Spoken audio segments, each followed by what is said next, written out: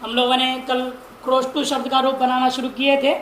प्रथमा के एक वचन में स्थिति बन गया था, क्रोष्टन तक हो गया था, है ना। अनंग आदेश कर दिए थे, क्रोष्टन हो गया था स्थिति। क्रोष्टन धन स, यह स्थिति है। इस स्थिति में सूत्र लग रहा है अब त्रिंत्रित स्वस्त्री नप्त्री नेष्टि त्वष्टि क्षत्रिय होत्री पोत्री प्रशास्त्रीणा। अब त्रिंत्रिच स्वस्त्री नप्त्री नेष्टि त्वष्टि क्षत्रिय होत्री पोत्री प्रशास्त्रीणा। अब एक साथ बोले, एक पद है ये, टुकड़ा करके नहीं बोल सकते। अब त्रिंत्रिच स्वस्त्री नप्त्री नेष्टि त्वष्टि क्षत्रिय होत्री प्रोत्री प्रशास्त्रीणा।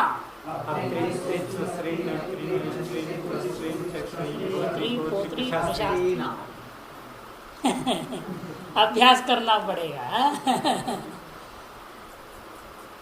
अच्छा, एक पद है षष्ठी का बहुवचन, इसलिए आप टुकड़े में नहीं बोल सकते, तो शुरू में उच्चारण करना टुकड़े में करा देते हैं। यानी वास्तव में इसको बोलना है एक साथ, एक उच्चारण, एक पद, षष्ठी का बहुवचन।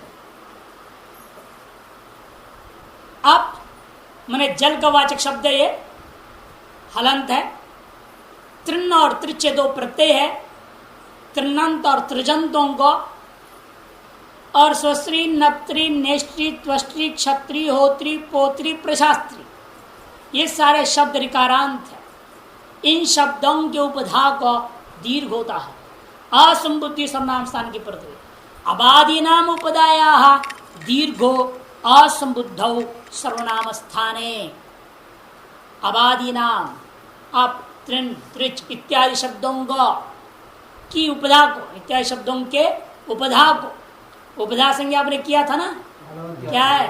अलोन्त्याग पूर्व उपधा। उसके अनुसार यह उपधा संज्ञा किसका होगा?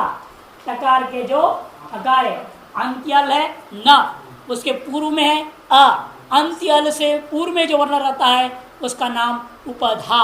अलोन्त्याग पूर्व उपधा सूत्र था। अंत्यल है न, उसके पूर्व है अ, उसकी उपधा संज्ञा होगी।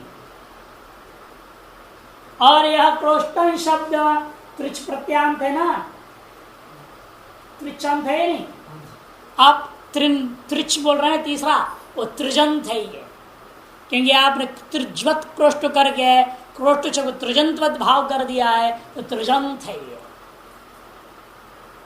त्रिजंत होता हुआ है कि नहीं, उपधा में विद्यमान जो आकार है, पर में जो स है वो कैसा है? असंबुद्धि वाला सकार है, असंबुद्धि सर्वनाम स्थान संज्ञा वाला। संबुद्धि से भिन्न सर्वनाम स्थान संचक सकार रूपी प्रत्यय विद्यमान है। और पूर्व में आप देख रहे हैं वो ऐसा है, नांत उपधा है, अकार नकारांत का उपधाभूत आकार है। नहीं, तृण और तिच में स्वर में बहुत अंतर हो जाएगा। नित स्वर से आदि उदात्त होता है, चित्त से मध्य उदात्त हो जाता है। नहीं, तुन तुन वो तुन था, तृण नहीं। कृष धातु से तुन प्रत्यय होते तो क्रोष्टु, और कृष धातु से त्रिच हुआ तो क्रोष्ट्री। स्वर में भेद हो जाता है, इसे सब अंतर कर दिया गया तृण और त्रिच। यदि तृण में भी त्रि बचेगा, त्रिच में भी त्रि ही बचता है, बचेगा तो त्रि। रूप में कोई अंतर नहीं, स्वर में भेद हो जाता है, उस आकार अंतर हो गया ना सब। टाप में टित हो जाता है, चाप में चित हो जाता है, डाप में डित हो जाता है, टाप चाप डाप में भी है। पकारांत सब पित्त समान है। सुपितो अनुदात, उस अनुदात धर्म वाला हो जाएगा स्वर। ये सब स्वर प्रक्रिया में जाएंगे ना, जितने आप संज्ञा कर रहे हैं, इन संज्ञाओं का लाभ वहां पता चलता है। यहाँ तो कोई खास फर्क नहीं पड़ता है, थोड़ा ही है। जैसे मकार के समय मित्त हो गया तो मित्र चौंत्याग पर लगा दिया, टित के तहत आदि तो टकितो लगा दिया। बहुत ही कम लाभ दिखता है यहाँ पर इत संज्ञक वर्णों का। वास्तविक लाभ इनका जो है स्वर प्रक्रिया। किस किस संज्ञा प्रत्ययों में किस वर्ण की संज्ञा तो क्या स्वर हो गया उसका, तो सब वहां आपको ज्यादा लाभ मिलेगा। खैर इसलिए से त्रिजंत है और यस्मात् प्रसिद्धादि प्रत्यय अंग संज्ञा भी है, पूर्व का पूरे का अंग संज्ञा में विद्यमान है, अतएव इस उपधाभूत आकार को दीर्घ आदेश होगा। दीर्घ कौन होगा? उकालो जस दीर्घ पुतलानी पड़ेगी दीर्घ संज्ञा को इकट्ठा करने के लिए, फिर उसमें स्थानांतरतम से निर्णय करोगे, आकार को आकार ही होगा। दीर्घ ई दीर्घ ओ दीर्घ री है ना, ऐसा भी दीर्घ है, अनेकों दीर्घ उपस्थित हो जाएंगे, सारे के सारे दीर्घ हो बोलते सारे दीर्घ इकट्ठे खड़े हो जाएंगे वहां। और उन समस्त दीर्घों में क्या करना पड़ेगा? आकार भी दीर्घ को ही लेना है तो स्थानांतरतम भी लाना पड़ेगा। इतने सूत्रों की सहायता से आपने यहाँ अब त्रिच सूत्र से दीर्घ कर दिया तो क्रोष्टान बन गया। क्रोष्टान धनसा। अब पूर्व सारे सूत्र हैं, हल ज्ञाभ्यो दीर्घा से पुक्तम हल, इस सूत्र से सकार का लोप करेंगे। हल ज्ञाभ्यो दीर्घा से पुक्तम हल, तो लोप हो गया सकार, क्रोष्टान बच गया। अब सब संज्ञा कर दो, पदांत नकार है नलोप प्रातिपदिकांत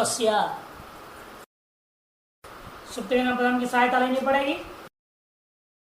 यहाँ पर अदर्शन लोप लोप संज्ञा की सहायता लेना पड़ेगा। लकार कर इसका लोप करना है, इसमें अदर्शन लोप संज्ञा सूत्र भी लग चाहिए वहां। पद संज्ञा सूत्र की सहायता से नलोप प्रातिपदिक नकार का लोप हुआ तो रूप हो गया क्रोष्टा। एक देशकृत मननवत से इस क्रोष्टा के नकार का लोप होने पर भी पद संज्ञा बनी रहेगी क्रोष्टा में भी। अतः क्रोष्टा प्रथमिक वचनांत पद सिद्ध हो गया। ये पद संज्ञा कब किया था आपने? क्रोष्टा नहीं समझता, या तो दो बार पद संज्ञा करो, नहीं तो एक देशकृत मनन से काम चल जाएगा। तो नकारित विकृत हो रखा है, गायब हो रखा है, एक अवय लोप भी हो जाए तो भी वही है। अतः क्रोष्टा प्रथमिक वचनांत पद सिद्ध हो जाता है, रूप बन गया क्रोष्टा। अबादि नाम उपदाया दीर्घो समुद्धो सर्वनाम स्थाने परे क्रोष्टा। अब क्रोष्टुदनौ हो गया, नलोप प्रातिपदिकांत से सूत्र है। ये पहले आ चुका है, आपको कहा आया था? सखा बनाते वक्त सखान सा था ना, वही सब सूत्र आया था। हल्के पे आया, नलोप प्रातिपदिक से भी आया, ये भी वही आया। सखान बनाते वक्त नकार लोप करने के लिए सखा बना, तो वैसे क्रोष्टा बन गया। यहाँ पूर्व में आए हुए सब सूत्र है, कोई नया सूत्र नहीं। अब आइए क्रोष्टु धनौ, इस अवस्था में इको एंची से प्राप्त था, उसे बात दिया प्रतिपुरुष दीर्घ, उसको भी बात दिया त्रिज्वत क्रोष्ट, त्रिज्वत क्रोष्ट सूत्र आया, और उसने उकारांत और ऋकारांत कर दिया, क्रोष्ट्री धन औ हो गया। क्रोष्ट्री धन औ इस अवस्था में पुनः एक एंची कहेगा मैं री को एण कर दूंगा, नहीं, फिर का री है ना, उसको एण कर देगा, रस वही। और ये भी सूत्र है प्रथम भी आएगा, वो भी कहेगा मैं पुरुषांत दीर्घ कर दूंगा। अकोम में होता है ना, अक्का है ना, प्रथमादित्य और संबंधी अच्छी के परते हुए पुरुषांत दीर्घ आदेश हो जाता है। तो दोनों सूत्र दो बार आएगा, दोनों को भगा के कौन सूत्र आता है? ऋतोंगी सर्वनाम स्थान ये सूत्र लग गया जो कल पढ़े थे ना आप। ऋतोंगी कल प्राप्त अगर छोड़ दिए थे, त्याग दिए थे, क्योंकि बात दिया था। हाँ, दूसरा सूत्र ने। अब इसने क्या कर दिया? गुण कर दिया। गुण संज्ञा कौन करेगा? अजें गुण। और री को लेकिन कौन गुण करेंगे? कर नहीं पाओगे। हाँ, ये वो में से कोई नहीं बैठेगा री की जगह पर। तो व्रण पर रहा तप्रस्तत काल स्थान अंतरतमा, तो मूर्धा स्थान वाला अर्र आदेश होगा कि स्थानीय री मूर्धा है, तो अर्र और अल होता है ना, उरण से अल भी होगा, अल भी आएगा गुण। जब अर करूँ कि अल करूँ तो स्थानांतर हो गया अर करो, तो अर हो गया क्रोष्टर धन औ, क्रोष्टर धन औ। ठीक। आप अभी जो सूत्र पढ़े थे आप त्रिंत्रिच स्वस्त्री नत्री इत्यादि सूत्र अपने सहायक सूत्रों में लेकर ले। आप त्रिंत्रिच, उसके सहायक कौन कौन थे? उकालो जसुरिता स्थानेन्द्रतम, ये दोनों सूत्रों की जरूरत है। उनकी सहायता से क्या करेगा? इसको दीर्घ कर देगा।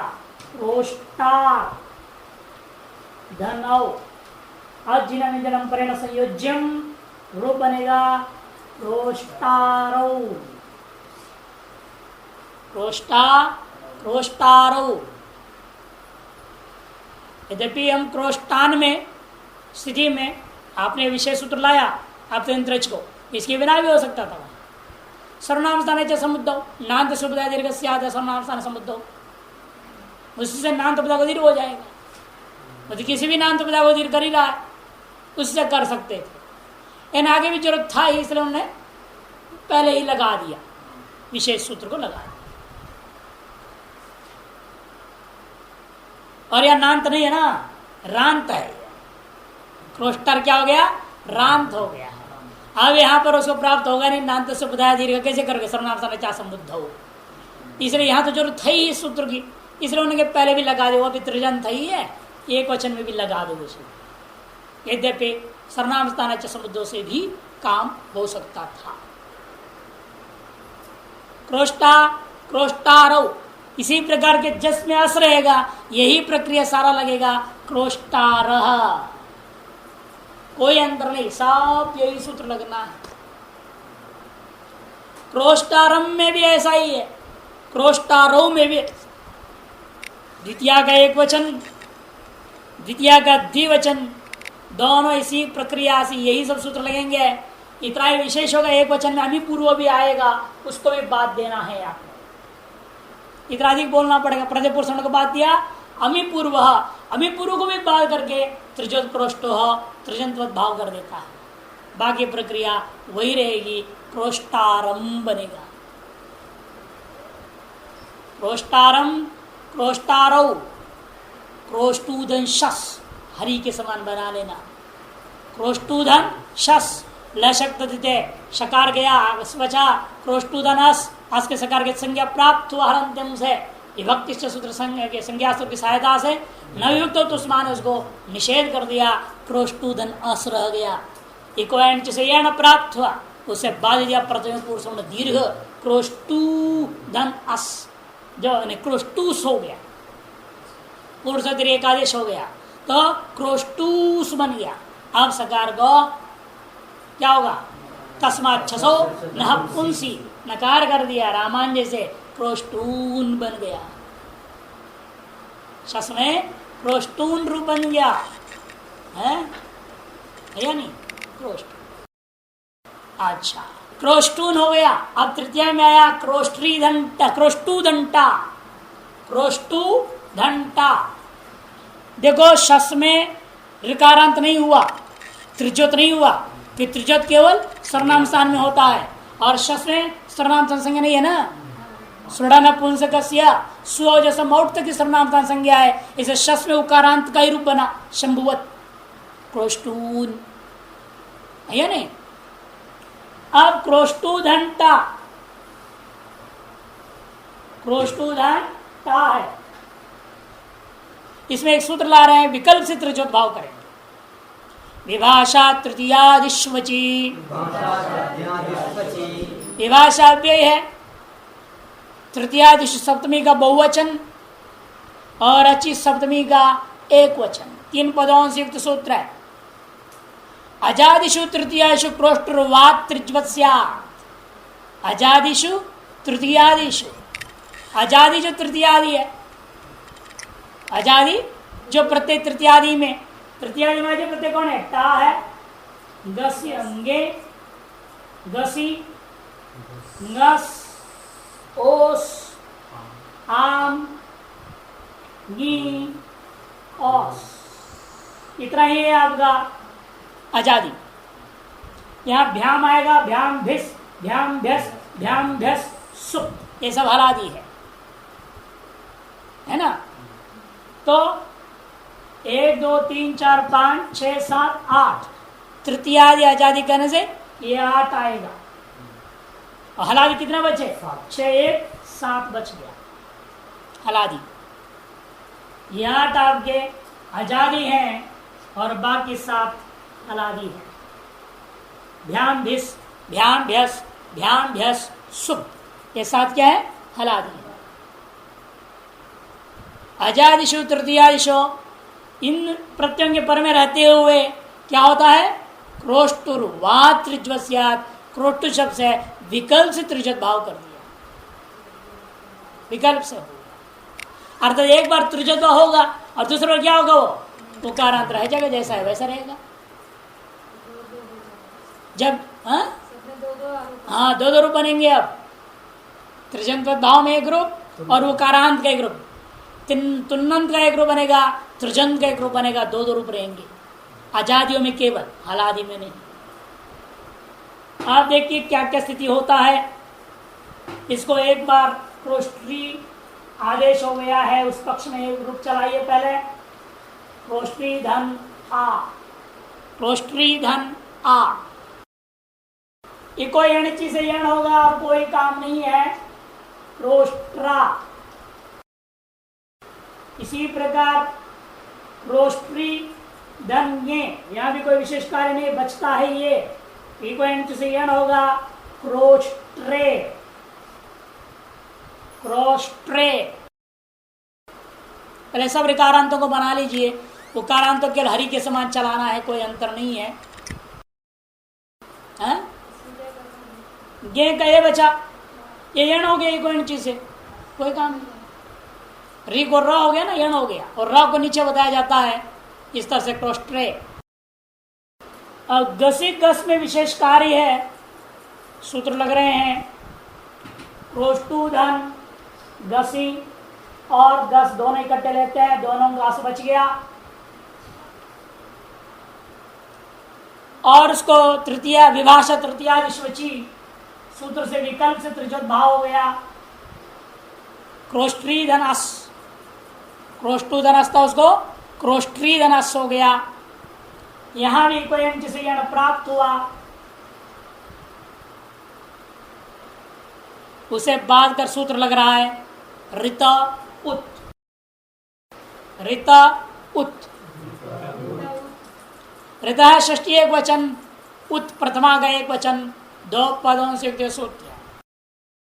ऋत षष्ठी एक वचन, उत प्रथमा का एक वचन।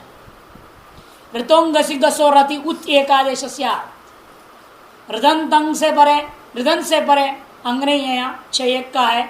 ऋदंत से परे गसी और गस संबंधी अथ हो तो दोनों के जगह पर एक नया उत उकार हस उकार बैठेगा। अर्थात री और र इन दो के जगह पर एक वु आएगा। वो कैसे बैठेगा? वो भी र पर होकर के बैठेगा। तो ये अण में है ना, अ ई उ, जब भी री के स्थान पर अण बैठेगा तो कैसे होकर बैठेगा? वो र पर होकर बैठेगा। वो क्या है? अण में आता है कि नहीं? उरण र पर ऐसे लग जाएगा तो ऋतवत सूत्र की सहायक है। यहाँ उरण र पर रहा, देखो ऐसे वक्त रिकॉर्डिंग नहीं होएगा, क्यों कर रहा है। तो री और उ आ के जब क्या हो गया? उर्र आदेश हो गया। उर्र या स बचा है, उर्र में क्रोष्ठ हलंत बच गया। मिलाओगे तो क्या होगा? स्थिति बनेगी क्रोष्टुर्स, ऐसे लिखूंगा क्रोष्टुर्स, है ना। क्रोष्ट उर सा मिला दो, क्रोष्टुर्स हो गया। रासा का संयोग है, ठीक। अब इसकी संयोग संज्ञा हलोनंद्राह संयोग, हलोनंद्राह संयोग। संयोग संज्ञा होने से संयोगांत स्वरूप सिद्ध सकार का लोप प्राप्त है। तभी नियम सूत्र आता है, संयोगांत लोपा इति प्राप्ते। सूत्र आया रात सस्य, रात सस्य, रात पंचमी एक वचन, सस्य षष्ठी एक वचन, दो पदों से युक्त सूत्र है। रेफात संयोगांतस्य सस्यैव लोपो नान्यस्य। रेफ से पर में यदि संयोगांत किसी वर्ण का लोप करना है तो सकार का ही लोप होगा, अन्य का लोप नहीं होगा। रेफ से परे संयोगांत लोप जब करोगे तो नियम कर रहे हैं, रेफ से पर में संयोग लोप होता है तो सकार का ही करना, अन्य आता है तो नहीं लोप करना। जैसे आपको स्थल दिखा रहा हूं, ऊर्क, ऊर्ग, ऊर्ज, ऊर्ज शब्द है ना, ऊर्जा बनता कि नहीं बनता इस तरह में। ऊर्ज शब्द है, प्रातिपदिक है, उसका प्रथमा का एक वचन बनता है ऊर्क, ऊर्ग। यानी कि रेफ से पर में का संयोग है नहीं, र का संयोग है, र ग का संयोग है, या ककार और ककार का लोप नहीं होता। तो नियम बना दिया इसने, रेफ से संयोगांत लोप होना है तो स का ही लोप हो सकता है, अन्य वर्ण यदि संयोगांत में आता है तो उनका लोप नहीं होगा। इसलिए ऊर्क, ऊर्ग, उरुंजो, उरुंजा, उरुंजी बनता है कि नहीं बनता है? यहां भी बनाएंगे, आपको आएगा हलंत में। अभी तो अजंत चल रहा है ना, हलंत है, ये हलंत में आएगा ये शब्द। इन दृष्टांत अभी बता दिया नियम को समझाने के लिए। रेव से पर में जो संयोग है संयोगांत लोप, उसमें स का ही लोप होता है, क ग आदि कोई अन्य वर्ण आ जाए उनका लोप नहीं होता। रस्य विसर्ग, इसलिए क्या हो गया, स का लोप हो गया, क्रोष्टुर बच गया। अब र को क्या करोगे, विराम अवसान से अवसान संज्ञा कर दीजिए, खरवसान विसर्जनीय से विसर्ग कर दीजिएगा, रूप रूप बन गया क्रोष्टु, क्रोष्टु। पंचमी का एक वचन में क्रोष्ट हो, षष्ठी का एक वचन में भी क्रोष्ट रूप हो गया। क्रोष्ट्रीधन ओस, क्रोष्ट्रीधन, क्रोष्टुधन ओस था, उसको आपने कर दिया विभाषा तृतीयादि शिवची, क्रोष्ट्रीधन ओस हो गया एक पक्ष में। कभी कोई इंची से यण करने के अलावा और कोई काम नहीं है, सकार मृत्यु सर्प सामान्य कार्य पूर्वक क्रोष्ट्रोह, क्रोष्ट्रोह, इंच से यण, सकार को ऋत्व विसर्ग, ऋत्व विसर्ग का तात्पर्य बता चुका हूं। सुप्त से पसंज्ञा करना है, स शुरू से रू कर देना है, उसके बाद उस रेफ को विराम अवसान से अवसान संज्ञा पूर्वक खरवसान विसर्ग करने का नाम ऋत्व विसर्ग, क्रोष्ट्रोह। अच्छा, क्रोष्टुधन आम, क्रोष्टुधन आम, षष्ठी का बहुवचन बना रहे हैं, क्रोष्टुधन आम। इस स्थिति में एक वार्तिक आता है, पहले त्रिजत भाव करूं, पहले उकारांत में रवि नुट करूं, क्या करूं, विचार चल रहा है।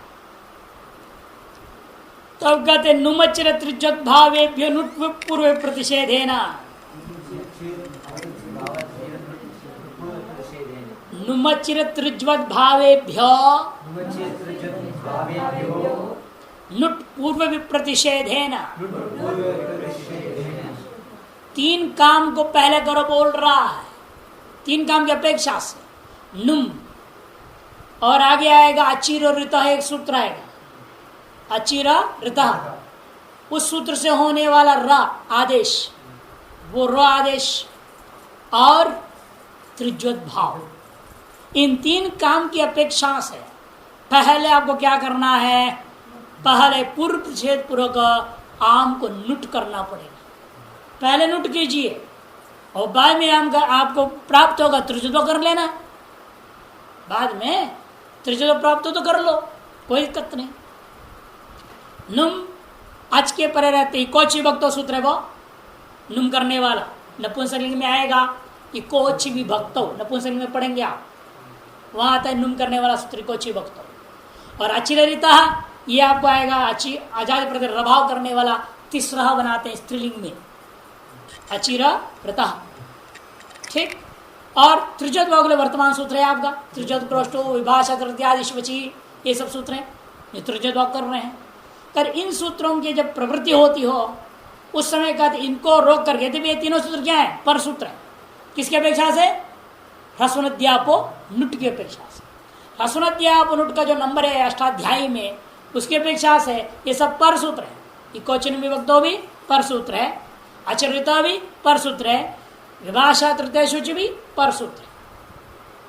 पर होने इसको पहले होना चाहिए था, लेकिन वार्तिकार कहते पूर्व को विप्रच्छेद के माध्यम से बलवान बना करके वही लगाओ पहले, इनको मत करो। नुम भी नहीं करना, अचर भाव भी नहीं करना, त्रिजत भाव भी नहीं करना, किंतु पहले नुट कर देना। इसलिए क्रोष्ट इस अवस्था में ही क्या हो जाता है, त्रिजत भाव को बाद करके हम पहले नुट कर देंगे। नुट करेंगे तो क्या हो जाएगा, क्रोष्टु धन नाम हो जाएगा। क्रोष्टुधन नाम हो गया। जब क्रोष्टुधन नाम हो ही गया अब क्या करोगे, हलादि हो गया ना, अब आजादी रहा नहीं, आजादी नहीं रहा तो विभाषा इत्यादि स्विच इत्यादि सूत्र नहीं लगेगा। हाँ तो आगम कहाँ हुआ, आदि में हुआ ना, आद्य वही बोला है ना, आद्य आजादी रह गया कि हलादी हो गया, इसलिए आम का अब वो हलादी हो गया कि नहीं हो गया, वो आम वो अवय कहाँ घुस के बैठ रहा है वो इंपॉर्टेंट है, वो आदि में बैठ रहा है। आदि में से क्रोष्ट जब देखेगा तो आ दिखेगा कि ना दिखेगा उसको, पहले नहीं तो दिखेगा। अब प्लास्टर चढ़ गया ऊपर तो प्लास्टर दिखे पहले हाथ दिखेगा, प्लास्टर तो दिखेगा कि हाथ दिखेगा। वैसे यहाँ भी पहले नुट घुस गया आदि में तो न ही दिखेगा, हाथ थोड़े दिखेगा उसको, इसलिए वो हलादी हो गया। अब विभाषा तृतीय प्रवृत्त नहीं हो सकता। इसे पहले पूर्व पीठिका में क्या क्रोष्टुधन संस्था में बोलोगे आप, यहाँ क्या क्या प्राप्त है, इको एंड प्राप्त हुआ, उसको बाल करके आपने ह्रस्वनद्यापो नुट्रलाए और कौन सा विभाषा तृतीयादि सूची दोनों लड़ गए। दोनों अन्य चरितार्थ सूत्र है, विप्र से परम कार्य में होना चाहिए था। परम कार्य अनुसार क्या प्राप्त था, त्रिज्योत भाव। तब वार्तिकार आकर कहते नहीं, हाँ नुमचल त्रिज्योत भावे ये वार्तिका करके उसको पहले नुट कर दिया। जब नुट कर दिया वह हलादी हो गया। जब हलादी हो गया तो विभाषा तृतीय स्वची प्रवृत्त ही नहीं होगा। फिर क्या लगेगा सूत्र, नामी दीर्घ करेगा, रूप बन गया क्रोष्टु नाम। क्रोष्टु नाम एक ही रूप बनेगा, आजादी होते हुए भी यह एक ही रूप बना, इस वार्तिक की वजह से दो रूप नहीं होगा। सप्तमी का एक वचन रह गया, क्रोष्टुधन घी का ही बचा, इको एंची को बात देता आकाशवर्ण दीर्घ, उसको भी बात करके सूत्र लगाया आपने विभाषा तृतीयादिश्वची, उसे विभाव कर दिया। क्रोष्टुधन घी का ई बचा, क्रोष्टुधन ई रह गया, फिर यण आने लगा, उसको बात करके ऋतो घी सर्वनाम स्थान। तो क्या हो गया, गुण रपर हो गया, किस सूत्र से, गुरण रपर, स्थानीय अंतरतम, दोनों की सहायता से लेकर रपर हो गया। क्रोष्टरी अजिन व्यंजनम परेण संयोज्यम क्रोष्टरी। इसलिए आगे लिख रहे हैं पक्षे हलादौ च शंभुवत। जब जब आजादियों में त्रिजत भाव नहीं हुआ उस पक्ष में उकारांत रहेगा तो शंभु के समान चला लेना, और हलादियों में त्रिजध्वजा होता ही नहीं है, वहां पर भी शंभुवत चलाना है। पक्षे हलादौ च शंभुवत। चलाइए रूप। क्रोष्टा क्रोष्टारो क्रोष्टारः, हे क्रोष्टो हे क्रोष्टारो हे क्रोष्टारः, क्रोष्टारम क्रोष्टारो क्रोष्टून, क्रोष्ट्रा क्रोष्टुना। ये संज्ञा होगी ना, जब नहीं होगा त्रिजग भाव क्या होगा, शेषो घ्यसकी से क्रोष्टु को घी संज्ञा हो गया, आंगो नास्तियम से नादेश हो गया, क्रोष्टुना। क्रोष्टुभ्याम क्रोष्टुभिः, क्रोष्ट्रे क्रोष्टवे। यहाँ क्या हुआ, घेरंगिति गुण हो गया, एचो यवायावः अवादेश हो गया, क्रोष्टवे क्रोष्टुभ्याम क्रोष्टुभ्यः क्रोष्टुः त्रिजद्भाव पक्ष में है ना, और त्रिजद्भाव भाव में क्रोष्टो हो। यहाँ क्या हुआ है, क्रोष्टु को घेरंगित से पहले गुण कर दो, जी संज्ञा होने से घेरंगित से गुण होगा, गसी गसोश्च से पूर्व पे काश हो गया, क्रोष्टो हो। पूर्व सूत्र से भी याद रखना है कि नहीं। क्रोष्टो हो क्रोष्टुभ्याम क्रोष्टुभ्यः, षष्ठी में एक वचन बराबर, क्रोष्टु क्रोष्टो क्रोष्ट्रो क्रोष्ट्वो हो, यहाँ पर उकारांत पक्ष में क्रोष्टूना एक ही बनेगा, षष्ठी का बहुवचन है। क्रोष्टरी क्रोष्टौ, अच्छा घे लग गया है ना, क्रोष्ट्रो क्रोष्ट्वो हो क्रोष्टुषु। इस प्रकार से आजादियों में षष्ठी बहुवचन को छोड़ करके तृतीयादि आजादियों में षष्ठी बहुवचन को छोड़कर सब जगह दो दो रूप हो गया, और दूसरे रूप में अधिकतर घी संज्ञा को लेकर कार्य होता है। उकार हस्व उकारांत होने के नाते शेषो घ्यसकी लग गया, घी संज्ञा हुई क्रोष्टु को, आंगो नास्त्रियाम घेरंगिदी दसिगसोश्च अच्छज्ञे, ये घी संज्ञा का विशेष कार्य है, इनको याद रखना पड़ता है। तृतीया में नादेश, चतुर्थी पंचमी षष्ठी में गुण और अवादेश प्राप्त को बाध करके चतुर्थी में तो अवादेश हो जाएगा, पंचमी षष्ठी में बाध करके दसिगसोश्च लग जाएगा, सप्तमी में अच्छा घे लग करके विभक्ति को औकार और उकार को आकार हो गया, क्रोष्टौ वृद्धि होकर के क्रोष्टौ रूप बन जाता है। हरौ जैसे हरौ शंभौ जैसे बनाया वैसे क्रोष्टौ बन जाएगा, ये विशेष था। इस प्रकार से ह्रस्व कारांतों की चर्चा पूरी हो जाती है। ह्रस्व कारांत में रूप पूरा।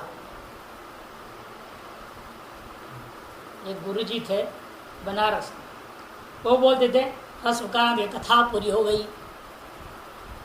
मैंने एक बार पूछा, गुरु जी आप ऐसे क्यों बोलते, तुम्हारे लिए नहीं ऐसा होता है, तुम्हारे लिए नहीं सबके लिए बात, तो क्यों ऐसे कैसे बात करें, कहे तुम तैयार कर लेते इसलिए तुम्हारे लिए कथा नहीं, तुम्हारे लिए पाठ हो गया, लेकिन दूसरे सुन करके भूल जाते इसलिए उनके लिए कथा हो गया। सुन के भूल जाए तो कथाएं तो सुन के भूलते हैं लोग, कथा की एक दो चुटकलियां याद कर लेते हैं, बाकी सब भूल जाते हैं। कथाकार ने क्या सुनाया था, क्या हुई कथा, अरे बहुत बढ़िया कथाकार थे, इतने बढ़िया बोले, क्या बोले भाई, वो एक चुटकुले सुनाए तो बस उतनी याद है, बताओ क्या कथा सुना। तो वैसे यह भी हो रहा है ना, कथा सुन रहे भूलते जा रहे पीछे की पाठ और आगे पाठ बढ़ रहा है, इसलिए वो याद आ गया अचानक के गुरु जी जो है कथा हो गई, अक्षंद की कथा पूरी हो गई ऐसा बोलते थे।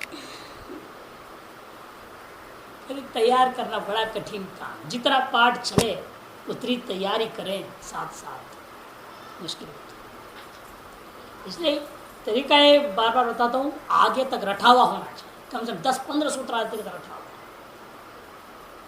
लेकिन अर्थ ग्रहण करना पड़ेगा ना, शब्द उपस्थित है, अर्थ को केवल ग्रहण करना है। अब क्या होता है, शब्द का ना उच्चारण हो रहा है ना अर्थ का ग्रहण हो रहा है, दोनों काम कैसे हो गए एक साथ। शब्द भी ग्रहण करनी पड़ती है, अर्थ भी ग्रहण करना पड़ता है, दिमाग पर जोर पड़ता है तो दोनों छूट जाता है, दोनों ही छूट जाता है।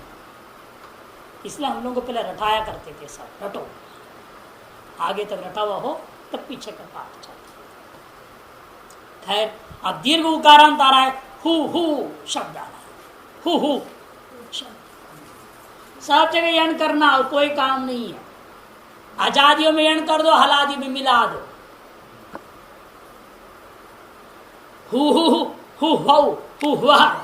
हु भी एक गंधर्व विशेष का नाम है। गंधर्वों में एक जाति है, हा हुश्चैव, अमर कोश में कहा है। हा भी एक गंधर्व जाति था, आकारांत रूप चलाया था आपने। और हु भी एक गंधर्व जाति है।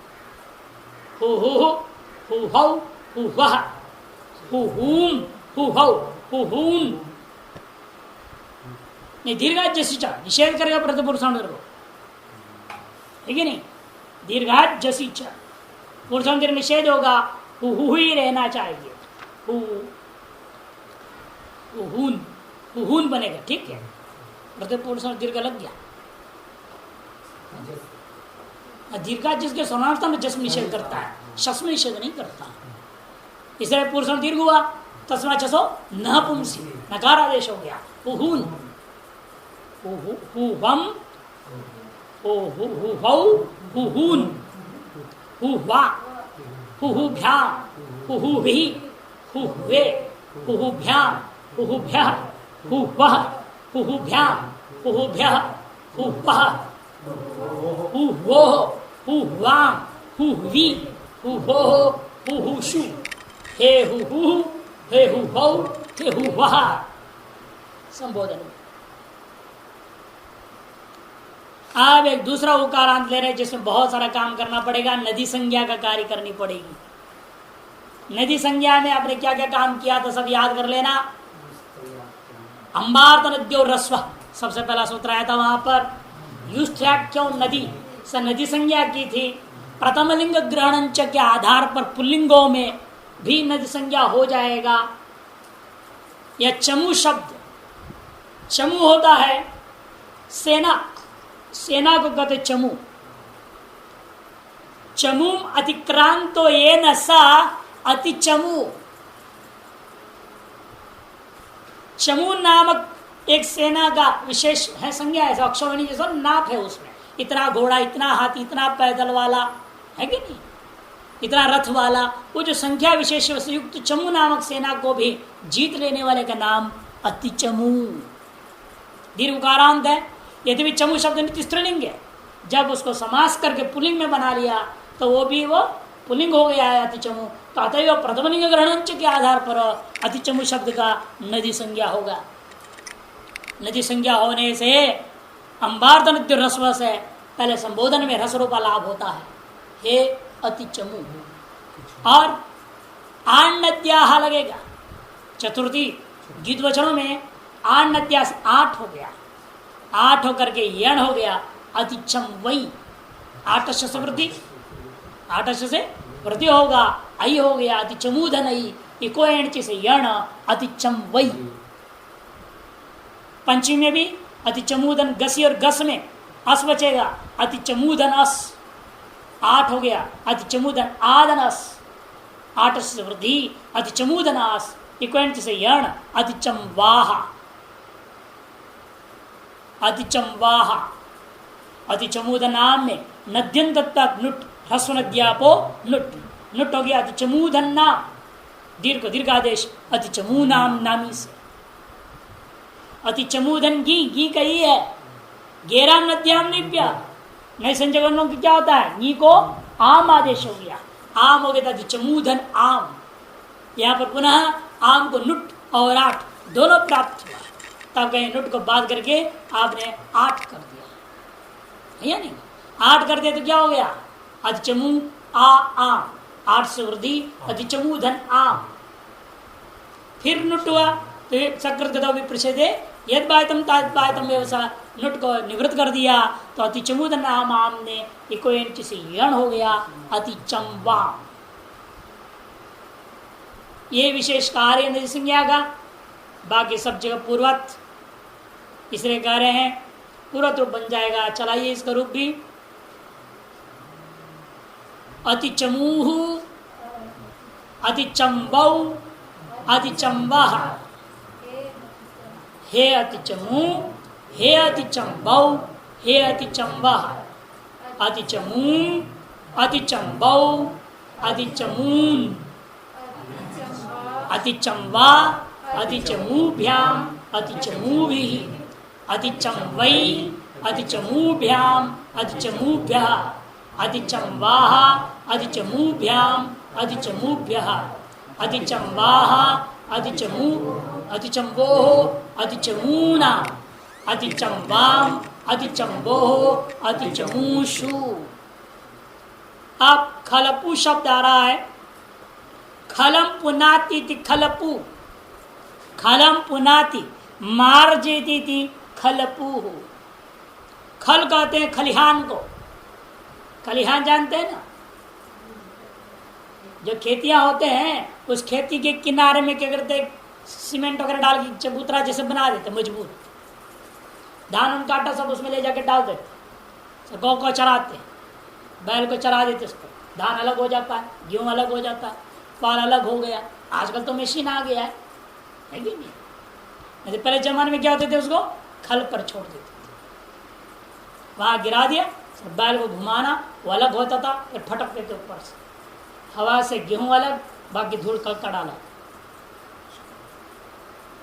उसको कहते हैं खल।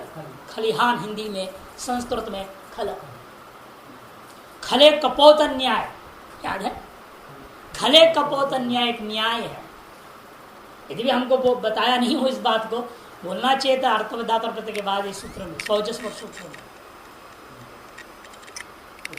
ध्यान आ रहा है कि पूरा 21 प्रत्यय उपस्थित होता है, तो कौन सा लाऊं, ये जब आशंका होगी तब देकर द्विवचनी को लगेगा। यहाँ प्रत्यय प्रत्यय पर सूत्र लगते ही बराबर खले कपोतन न्याय से पूरा 21 प्रत्यय आ गया। जब पूरे 21 प्रत्यय आता है तो कौन सा करो, तब आकांक्षा होने पर देकर द्विवचने या बहुवचन परिवार सूत्र को ला करके आप व्यवस्था देते हो, सू लाना, अवादि को नहीं लाना। ये खले कपोतन न्याय। खले कपोतन न्याय क्या चीज है?